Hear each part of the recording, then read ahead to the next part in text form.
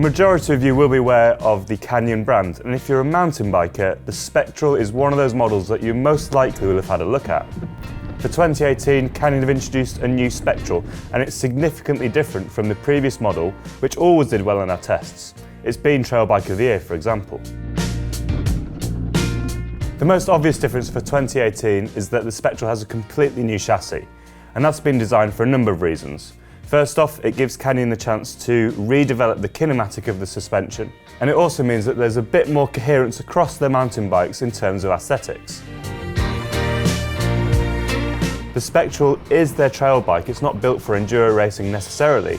However, their rider Joe Barnes, who lives up in Scotland, has been instrumental in the development of the Spectral.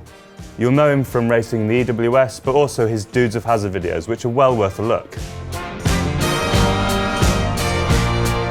Canyon still have the Strive in their range, and this is their 160mm enduro bike. The Spectral stays at 140 with a 150 fork across the range. As you'd expect from Canyon and their flagship mountain bike, there is a really wide range of bikes that are going to be available next year. There's full aluminium models at the lower end of the price point. There's going to be models with a carbon front end and an alloy back at the sort of the mid-range. And then higher end, as you'd expect, there's going to be carbon front and carbon rear with all the bells and whistles that you'd expect from a top-end bike. With a range of frame materials, there's also obviously a range of spec levels available. The range starts at the AL 5.0 at €2,200 and goes all the way up to the CF 9.0 Limited at €7,000. At the moment we don't have British pound or American dollar or Aussie dollar prices yet, but I'm sure those will be released pretty soon. Most of the bikes come with a 1x drivetrain. They all come with either RockShox Pike or Fox 34 variants. There's nothing bigger than that in the range, so no Lyrics, no 36s. And all but one of the bikes comes with Maxxis 2.6-inch tyres. The only version which doesn't is one of the carbon fibre models, which comes with Mavic wheel sets with 2.4-inch Mavic tyres. The tyre sizes are kind of interesting. Canyon say that this is a trail bike, it's not an enduro bike, but they didn't want to go down the plus sizing route. They've gone with a 2.6 mostly across the range. They say that this gives a nice balance between grip and rolling resistance and security, and they've all been mounted onto 30mm internal width rims there or thereabouts. Canyon have moved away from a rocker linkage which puts the shock vertically to one which is more horizontal. Canyon say that this improves the stroke of the shock, gives that slightly more subtle feeling at the start of the stroke and the increased progression throughout it. They also say that it reduces wear on the bushings and bearings and the various sort of parts of the suspension linkage itself to increase longevity. Canyon say that they've worked hard on making the balance between a high anti-squat figure and the kickback through the pedals to make sure that you have a bike that's both efficient and accelerates quickly without feeling harsh through the pedals. What this means is that when you're pedaling, these shocks should stay relatively static so you're not wasting energy compressing the suspension, but at the same time when you hit those square-edged hits or come off a drop, your pedals aren't kicking back and giving you that funny feeling through the pedals.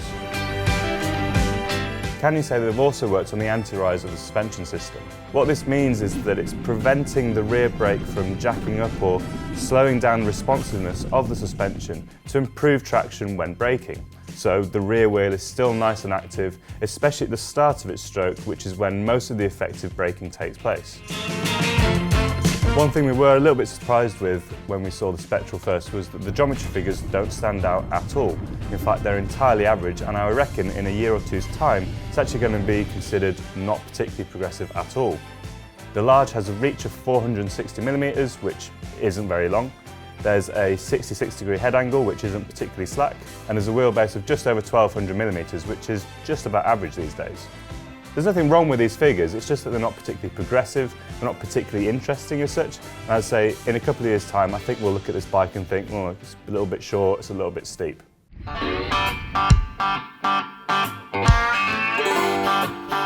So what's it actually like to ride? Well, I rode the bike for one day out in Madeira. The conditions weren't entirely perfect, but it was a drying day. The dirt was getting a little bit tackier, so we were able to start pushing the bike on fresh trails that we'd never really seen before. The geometry is pretty standard, so I fitted on the bike very easily. It's a shape I'm used to, although a shape that, as I said, isn't particularly progressive. There is a nice balance between the bike though. The front end isn't super long, neither is the back end though, so you do feel nicely centred in the bike, and it's reasonably low as well at the BB. The suspension though is where things are a big improvement on the previous model, and we loved the previous version of this bike. The suspension feels incredibly active. It ramps up really nicely through the stroke. You can really sort of feel that mid-stroke support when you're pushing it through corners or when you're going over repeated hits. The comfort of this bike and the grip that it gives is no doubt aided by the 2.6-inch tyres, which have a fair bit of volume, and we were running them at reasonably low pressures to get that. I have to say though, I'm not a big fan of the wheel and tyre combo on the bike that I rode. It was the CF 9.0 SL that I was riding. That comes in at €5,000. It comes with DT Swiss's XMC 1200 carbon wheels and the Minion DHF 2.6 at the front and a Recon 2.6 at the back. The wheels are pretty stiff, being a carbon rim, but the tyres in the 2.6-inch form, they do move around quite a lot on the rim, especially at sort of slightly lower pressures. And so it gave a kind of a funny feeling. You had a real stiff wheel that you could feel through the bike, but you also had a tyre that was kind of all over the place. If it was me speccing these bikes, I'd much rather see either a 2.4 or a 2.5-inch Maxxis Minion wide trail. So they're the ones with a slightly different carcass, which is built around wider rims. They're a little bit more stable and a little bit more predictable, and for me, that would be a better choice for this bike. When it comes to climbing though, the suspension works really well again there. It's a classic 4-bar design, so you would expect that. I never bothered with any of the compression levers on the shock to sort of try and lock it out or stabilise it at all. I just was able to just spin up the hills. There's a fair amount of grip from the rear tyre. The Recon isn't the chunkiest of tyres, but as I said, I was running it at a slightly lower pressure than perhaps some might have done. At the front of the bike, you are definitely reminded that it's a trail bike and not an enduro bike. On the bike I rode, this was because there's a Fox 34 fork. There is a Pike on some of the other models, and that actually is a slightly stiffer fork, but the 34, you can definitely feel that it is a trail fork, not an enduro fork. It's a little bit twangier, a little bit less stiff. It is, however, a really nicely performing bike. The damper is superb, and it does feel good, especially with that bigger tyre up front. It's personal preference, but front end height on the Spectral, certainly in the size large, isn't particularly low. The head tube on the large is 147mm long, and there's quite big jumps between the different model sizes. I do prefer a lower front end, and although I didn't completely slam the stem, I did find the front end was too high, and even if I dropped those 5mm worth of spacers, for my personal preference, I would have still felt that it was a little bit tall at the front. What it means is that it does keep your weight nice and far back when you are in that steeper terrain, but on, say, flatter corners, it can be a little bit harder to weight the front wheel.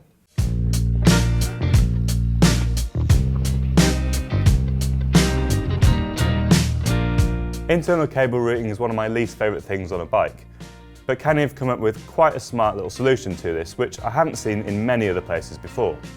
Instead of routing the cables through the frame or having them external to the frame, they've bolted them onto the downside of the down tube and then put a protective plastic shroud all the way from the head tube down to the BB.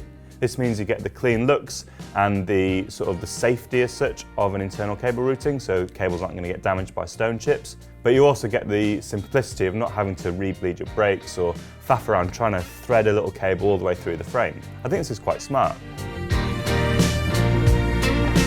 They've also worked on the main pivot seals. So, as I said, the bike's been developed with Joe Barnes up in Fort William. If you've ever watched his stuff, you'll know that he loves riding through mud. So they've created extra sealing on the main pivots for this bike, just to give it that extra little bit of reliability in the long run, which I think is a nice touch. The frame also comes with Canyon's IPU, which is the Impact Protection Unit. This is basically a bump stop for your steerer so that the bars don't spin all the way around and potentially cause an impact between your top tube and your shifter.